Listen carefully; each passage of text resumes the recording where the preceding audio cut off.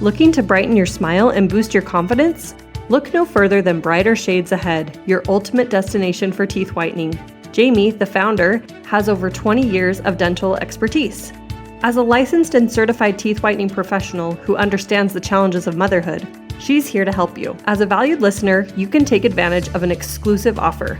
Mention this podcast and receive a generous $25 discount on a blissful 90-minute session. Whether you're preparing for dental work or just looking for a confidence boost, visit brightershadesAhead.com or call or text 801-550-4693. Again, 801-550-4693 to schedule your next whitening session.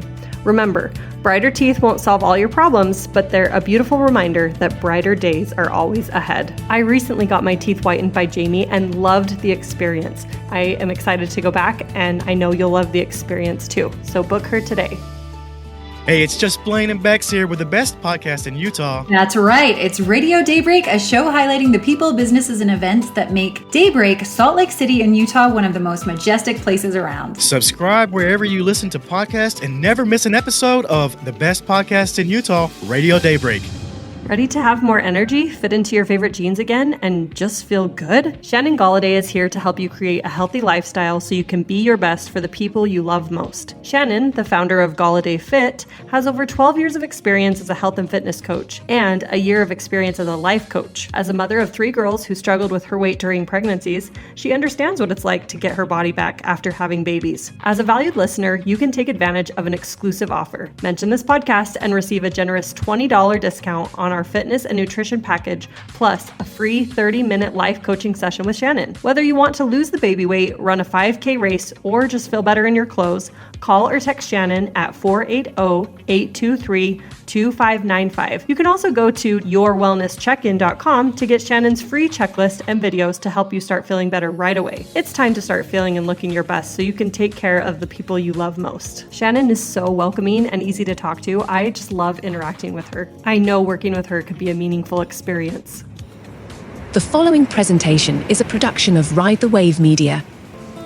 Step into the world of A is for Adversity, a podcast where we explore the journey of motherhood. Join us weekly as we navigate the intricate garden of self-discovery amidst the trials of motherhood. This is your space to nurture your identity and bloom. I'm your host, Jen Banks. Thanks again, Cindy, for that guitar music. She is a local Daybreak musician, and you can follow her and her band on Instagram at without.ending. I wanted to start the show with a joke, but the more I thought about it and looked through them, I just decided I would leave it to Ben Brown. He is our Daybreak comedian, and I am so excited to have him on the show today because there is a lot to his story, and he has really risen above adversity, and I just can't wait to share my conversation with him.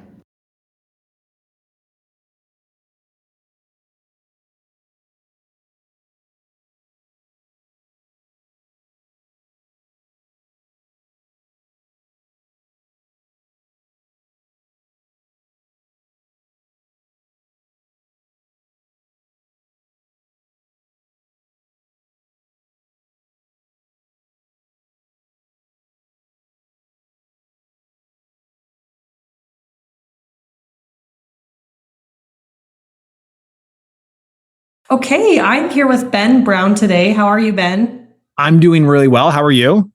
Doing great. Would you mind introducing yourself to my audience a little bit?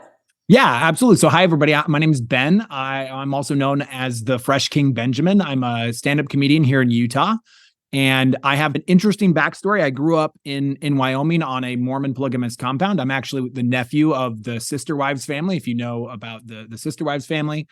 And so I no longer am a part of that worldview. I left that over the last kind of 13 years, kind of a gradual step down.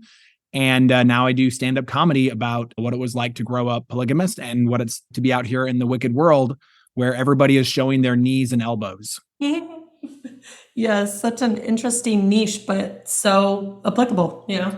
Yeah, and I found too that especially in Utah right now, it's really fascinating, right? So it kind of grabs because we have so many people who have some kind of background with Mormonism and they find it interesting. And then we have so many people who are coming into Utah who have no background in Mormonism, but are curious. So I play to both of those audiences. And it's fun. It's been a really enjoyable journey for me. Yeah. Do you feel like people are welcoming overall, or have you faced some like religious discrimination, or how does that play out? I'd say that 95% of what I've faced has been everyone's been really welcoming. I find that most people are just like, yay, they're very excited to see me. They're very, very excited to talk. They're very curious. I have gotten a little bit of pushback from some more active members of the Church of Jesus Christ of Latter-day Saints who take issue with my use of the term Mormon polygamy. They don't like it. Some people don't like it when I say that. I don't know how else to describe it because that's what we were. Yes. But even that has actually that's been beneficial for me. Sometimes, just as an example, the first time that I ever headlined, I just got in my neighborhood Facebook group and I just posted about it. And I was just like, hey, you guys, I'm doing a show. This is my background. I'm really excited. I want to invite you all here. And almost everybody was lovely. Like almost everyone was really great. But then a couple of people got on there and they got after me. They were very upset that I connected polygamy and Mormonism. And that created a big kerfuffle in the Facebook group because then they were arguing and then other people came and argued and then other people came and argued. So that I get a little bit of that, but even that as a comedian, even that's useful. Yes. Because that creates kind of some controversy and then everybody's, I got to go see what this is all about. So yeah, so I'd say most people have been pretty cool. And then even the people who aren't cool, they're helping me because when you're not cool about something and you're angry and you kind of like react against it, you're just making it more visible. Yeah, that's true. Yeah, I like that perspective too, because you're taking it as it comes.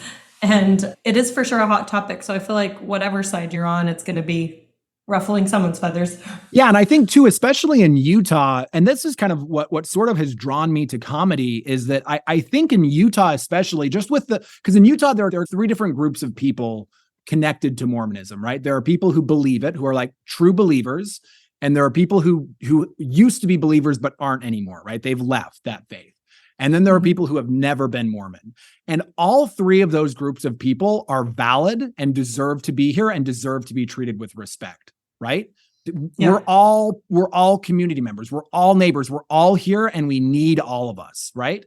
And we need to be able to start to have conversations about Mormonism in this state because all three of those groups see that so differently. And it is such a dominant culture and it has political implications. It has religious implications. It's a really powerful thing here in Utah.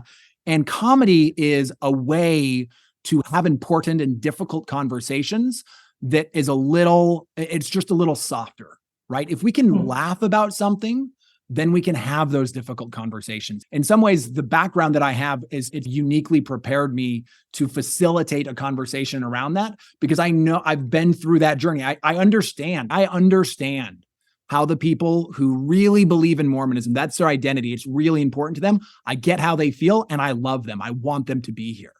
And I understand how the people who have left Mormonism feel. I understand some of the anger and some of the pain that they feel. And I love them and I want them to be here. And I understand the people who have never been there, right? Because I've talked to a lot of them and I understand what it feels like to be on the outside.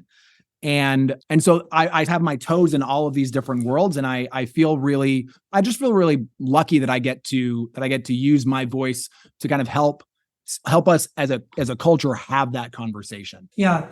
Wow. Yeah. Such a unique place to be in. And that's great that you can be that voice in that place where people feel like they can talk about it or hear more about it. So a lot of times when we talk to people, we're like, oh, tell us something interesting about yourself. I'm curious. Tell us a boring fact about you. What's something lame?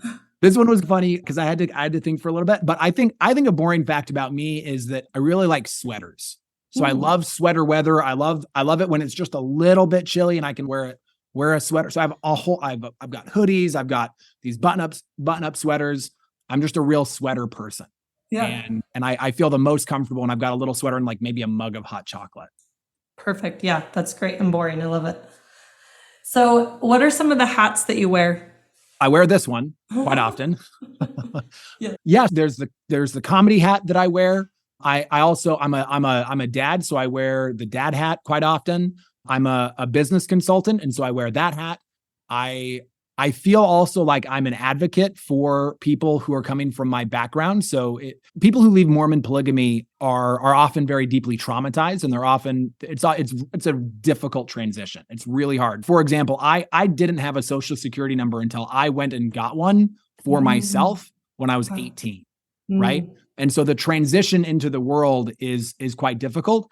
And so I also wear that hat where I part of the comedy, it's not just about fun and games, that's mostly what it's about because that's funny.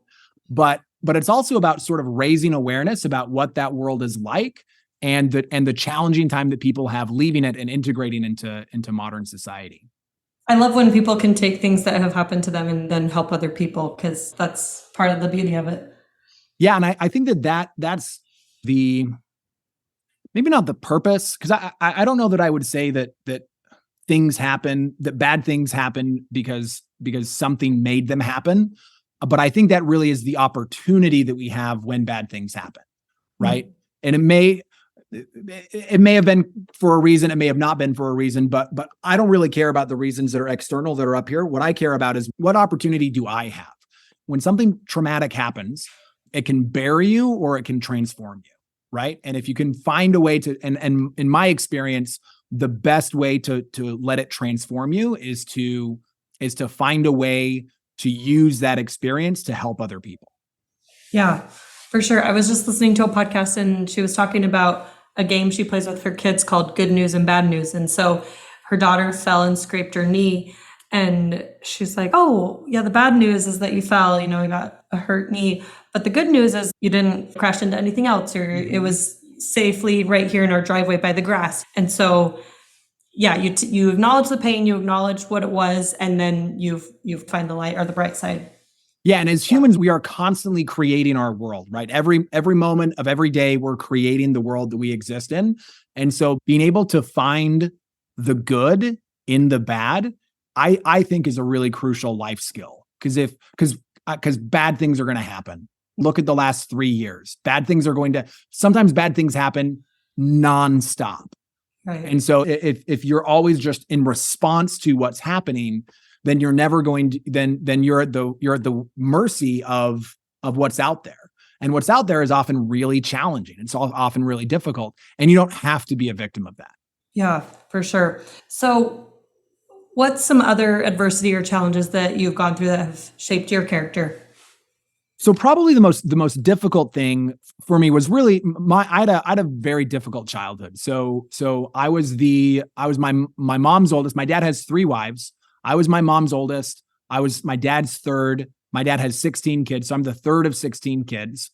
And so that meant that there was a lot of neglect, right? There wasn't a lot of care that was given. By the time I was 2, my mom had another child. By the time I was 4, my mom had another child. By the time I was 6, she had another child. And so I didn't get a lot of care when I was very young. We lived very much outside of mainstream society. We were on a tiny little ranch in the back nowhere of Wyoming. And so we didn't attend elementary school. We didn't attend high school. Like we never really interacted much with the outside world. And when I was 8, I started working in my family's bakery. And then I was labor trafficked. I didn't know that it was labor trafficking. I thought it was just the thing that everyone did. But decades later, I taught high school for a little while as an adult. And I was like, as part of high school training, you have to take this training about human trafficking so that you can identify it in potential students, right? And I heard the definition of labor trafficking and I was like, oh, that's what happened to me for 10 years. And that was tough because what happens there is it's this core wound of this sense of my life is not my own. Mm-hmm. My life exists to serve and to do what other people tell me to do, that I don't have power in my life. And in addition to that, it was also dangerous work. I was injured dozens of times and we rarely went to the hospital and it was long days. Like I would sometimes work 16 or 20-hour days and I was a teenager, which is not what teenagers should be doing. And that had some consequences, right? That had some long-term effects on my physical health, on my mental health. The gift in that, I guess, the opportunity in that has been that as an adult, as I've done the healing, as I've gone to therapy, as I've recognized and come to terms with and accepted what happened to me, then I've been able to transform it, right? So I've been able to really choose my life. So that sense of I'm not in control, I'm not in power, I can't live the life that I want to live has now been turned into actually I can. And that's inspired me, and that's given me the fuel to try comedy, which is a difficult career, right? It's a challenging space to get into. It's one of the hardest, most scary things that most people can even think of or imagine doing. And being able to know the bad thing has already happened to me. Like the worst part of my life is probably over. And now I get to be in choice for the rest of my life, because I know what it's like to not be in choice. And so I never go there again. Yeah. Wow, that's great. I love how you've shaped that experience and what you've learned from it. That's beautiful. So what's one of your core values that you feel like drives you? Humor is a really strong core value. And I'd like to maybe just opine on that a little bit, because it's not just about humor. To me, is not just about making fun or finding things funny. Humor is really a transcendent value. And what I mean by that is that humor allows you to transcend, to come above the mundane, the difficult, even the traumatic, and to find something that's funny in it, right? If you can laugh at something, it means that it doesn't have power over you anymore. Humor to me is actually a very deep, a very human value of being able to say, I'm not a victim of what happens. Because no matter what happens, no matter how bad it is, no matter how hurtful it is, no matter how much damage it causes to me, I can still find something funny about it. And if I can find something funny about it, that means that it doesn't have power over me. I have power over it. Are you looking for peaceful, screen-free activities? Introducing Daybreak Dough, a local homemade Play-Doh and sensory kit business that uses natural ingredients found in your kitchen. Ash has been making homemade Play-Doh and sensory activities since 2016. As a preschool teacher, she immediately saw the impact creating engaging sensory experiences had on her young students and started using them as a tool to help with her own mental health too. Homemade Play-Doh and sensory activities offer many benefits for young children, adults doing inner child work, and anyone who is seeking more play in their lives. Daybreak Dough's mission is to remind all of us the importance of sensory play, no matter our age. Visit www.daybreakdough.com and enter code ADVERSITY at checkout for 10% off your entire order. Daybreak Dough can also be found on Instagram and Facebook with the handle @DaybreakDough. I ordered a few of these from Ash and I love them so much. My preschoolers stay engaged for a very long time and request these kits almost daily. Whether you're ordering one for yourself or some kids in your life, you won't be disappointed.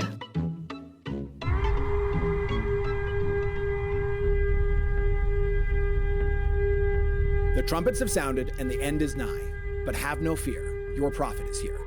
I'm the Fresh King Benjamin, host of Vibing the Apocalypse, a podcast that uses comedy to bring injustices that I went through to light. I'm an escapee from a Mormon polygamist compound in Wyoming. I was taught that the world was a wicked, wicked place. But now that I've escaped, I want you to show me all the wicked things and help me catch up on what I missed out on. Check out Vibing the Apocalypse right here on Ride the Wave Media. Have you ever been curious about the energies that influenced you the moment you took your first breath? Are you captivated by the cycles of the moon? Are you intrigued by the connection you feel to the stars in the universe? If so, having your birth chart read can answer these questions and give you insight to the cosmic blueprint that was made when you were born. Kaya Community founder Cambria Davis is an experienced astrologer and energy healer that has the unique ability to unveil the magic of your birth chart and the essence of your soul in ways that will resonate with you for years to come. Not only can this 60-minute reading connect you deeper with the stars, the cosmos, and yourself, it can help you return to your soul's essence and to remember the purpose you have here during this existence. It can provide direction and guidance if you feel stuck or lost. And most importantly, it can help you be in alignment with the timing of your life. Follow your soul today and book your reading with Cambria by visiting www.kayacommunity.com. That's community with a K. Or find the link in the show notes. I met Cambria at the business networking lunches in Daybreak and have been so fascinated by her talents and personality. And I'm so excited to have my reading done with her in the future, as well as a girls' night where she will do birth chart readings. Book a session with her and be sure to mention that I sent you. Yeah, I've never looked at humor in such a way, and I love that perspective. I, growing up, always wanted to marry someone that was tall, dark, and handsome. But my husband, he's short, blonde-haired, and blue-eyed. But the reason that I married him is because he's funny. He makes me laugh every single day, and that trumped everything. Yeah. If you imagine being like, I don't know, stranded on a desert island or stuck in a bad situation, being with someone who's funny that's about better than anything else. Because if someone's got a really good skill set, but they're not kind, or they're just a drag, because it's all mental, right? Survival is mental, thriving is mental. We're like, this is our powerhouse, right? And if we can be in charge of this, and humor is a great way to do that, right? Ha ha ha ha ha, right? Because you can just laugh at it, right? It doesn't matter. Ha ha, that's funny, right? And then being able to do that, you can get through the wildest times. And they have that expression, comic relief. And it's so true. Like, you feel that relief when you're able to make something lighter or laugh at it. So yeah, that's great. Someone once told me that you can never, that laughter forces you to be in the present, right? That you have to be present when you're laughing, which means that you're not worried about the past. You're not anxious about the future. You're right here. And if you're right here, almost all the time, wherever you are, right here is good. Yes. So great. Okay, let's move in a little bit to what you do, which I know they're really intertwined because of values and who we are as people. But what has your experience been as a comedian, like in the show? Take us to a show and what's it like there? I moved to Salt. I was living in Southern Utah. I moved to Salt Lake because I wanted to try the comedy thing. And Salt Lake has a much better comedy scene than St. George, Utah. And so I did my first open mic at the downtown Wise Guys at the Gateway in May of 2021. So just over about 2.5 years ago. And it killed. Like it worked. Everything landed. I got laughs that I wasn't even expecting. And I was immediately hooked. And so then I just threw myself into that. So I've since then attended, I take any amount of stage time I can. I've done every open mic that I can. I even once went to a birthday party that I wasn't invited to do comedy because someone at the birthday party thought it would be funny to hire me to come do comedy at that party. And he told no one. So I just showed up to some person's birthday party and started doing comedy that I wasn't invited to. And, but what that allowed me to do is that slowly, like you do an open mic and it's a 3-minute set, right? So I worked on that 3-minute set, and then I started opening. I met a couple of comics. They started letting me open for them. And so then that 3 minutes became like 5 minutes, and then 5 minutes became 15. And over the course of about 1.5 years, I wrote an hour of material. And once you have 45 minutes to an hour, you can start headlining. If you're assuming that you're good, and you can sell tickets, right? Those are the two things. And one of the advantages, right, of growing up in a polygamist cult is that that's interesting and remarkable. And when people hear, oh, there's a former polygamist comedian, I want to go see that, it sells tickets pretty well. So I did my first headlining set in March of this year at the local Wise Guys. It's right over here at West Jordan. And that show sold out. So it packed the house. It was amazing. The energy in that room was just so fantastic. And so kind of what I do now is I'll get up there and I'll bring a couple of friends, and they'll open for me. They'll do, maybe 30 minutes at the beginning to warm up the crowd and get things going. And then I'll come on and I'll do an hour. And then we'll wrap up and we'll go.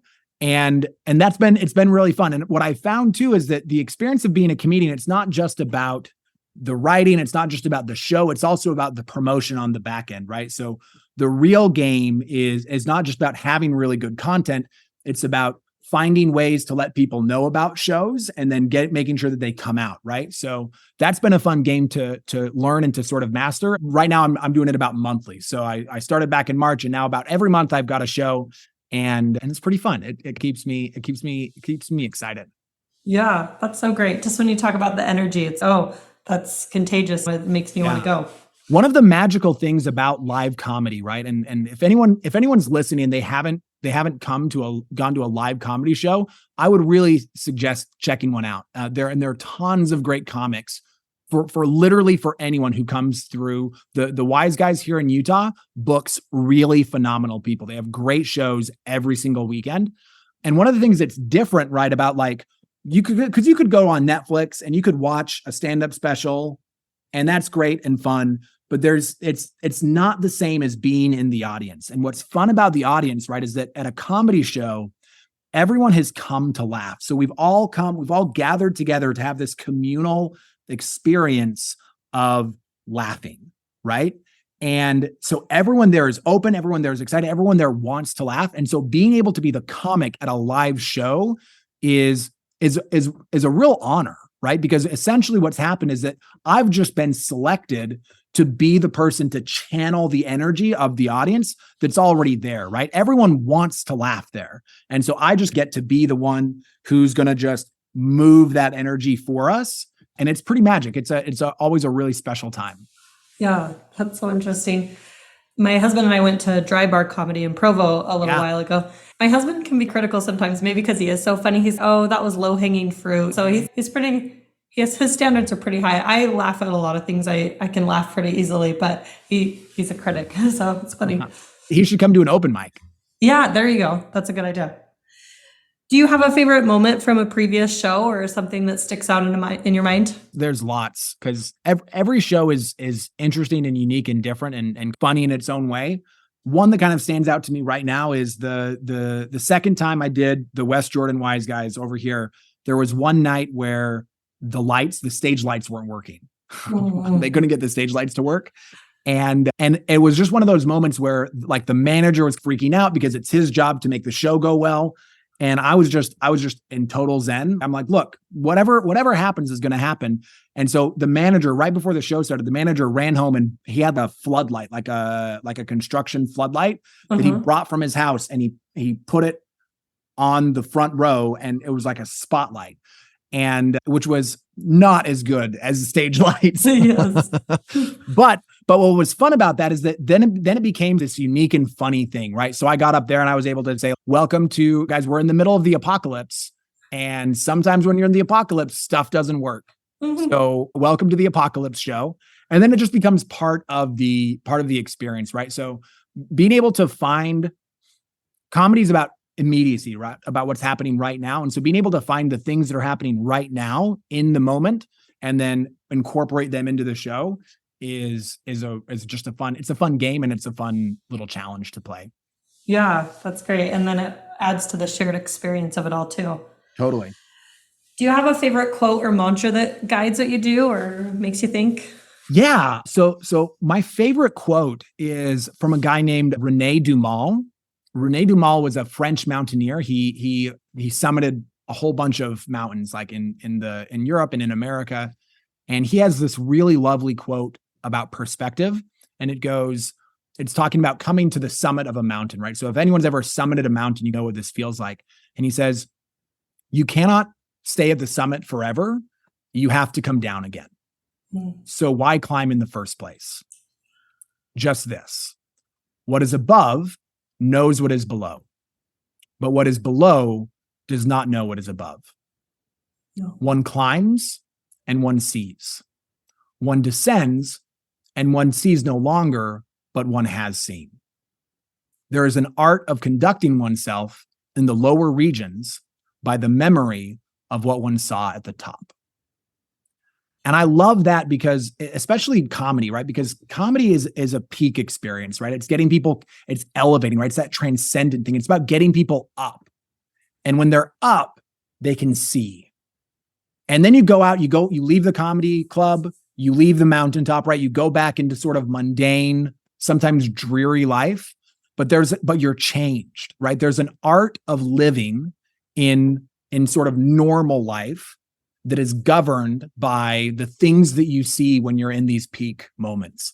And so for me, that looks like my job as a comedian, right? Is to make sure that when people come to a show of mine, that they get elevated.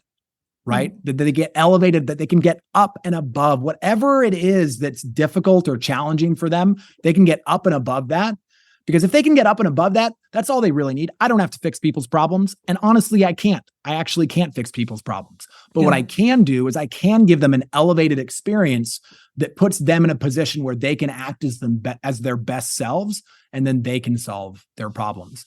You know, when I think about our world right now, we have a lot, there's a lot going wrong, right? Mm-hmm. There's a lot of awful, difficult, challenging things happening.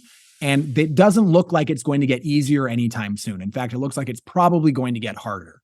And so I think that as a culture, as a community, right, as a global tribe of humans, it becomes really important for us to do whatever we can to elevate our energy, right? To elevate our vibe so that we can respond to these challenges that we're facing as our best selves. Beautiful. Wow. I never realized how good of a marriage this is between, diversity and comedy. I had a comedian on so long ago. Yeah. And one of the things that's interesting too, just to follow up on that, is that almost all comedians, there's this I can't remember the name of this podcast, but there's this really great podcast where a comedian he interviews other comedians essentially about their trauma. And almost every great comedian has had something horrific, right? Something really, the funniest people are the people who have had really bad things happen to them. And then they've found a way to overcome it, right? So there actually is quite a strong parallel between adversity and comedy, because often there are different ways that people can respond to adversity, but a really powerful way that a lot of people choose is through humor. Mm-hmm. Yeah. And then I also don't always have male guests just because that's not who I find all the time, but I love that male perspective too. So yeah. How can people best support you? What can we do? Yeah. So the best way to support me is to come out to a show if you're local. So if you're in the Utah area, come out to a show. You can follow me on social media. I'm on TikTok and Instagram at The Fresh King Benjamin. So just one word, The Fresh King Benjamin. And then beyond that, I'm also available for hire for like corporate gigs or Christmas parties or birthday parties. So if anybody wanted to like hire me to come out and do comedy, like if you want to bring me to your friend's birthday party, not tell anyone, you can do that. Yeah, but come to a show, right? Come to a show and then just feel the experience, feel the energy of that show, and then tell people about it. Yeah, so great. Thank you for your time and for your insights. I really appreciated having you. Absolutely. Thanks so much. I really enjoyed our conversation. Thanks again for listening. Tune in next week. And also, we are rolling out an evening networking dinner. We're going to try that out for those of you who work during the day and can't make those networking lunches. So it'll be next Thursday, 1 week from today, the 25th, 7:00 p.m. at the Porch in Daybreak. See you there. This is Sarah Elbert with Daybreak Treasures Boutique, and I would like to let you know about some watercolor workshops coming up. We have a Winter Wonderland watercolor with Shelley Clough at Biscott's Bakery. That's 6172 Westlake Avenue in South Jordan on Thursday, January 18th, 5:30 to 8 p.m. Go sign up at daybreaktreasures.com, art workshops, and book your spot.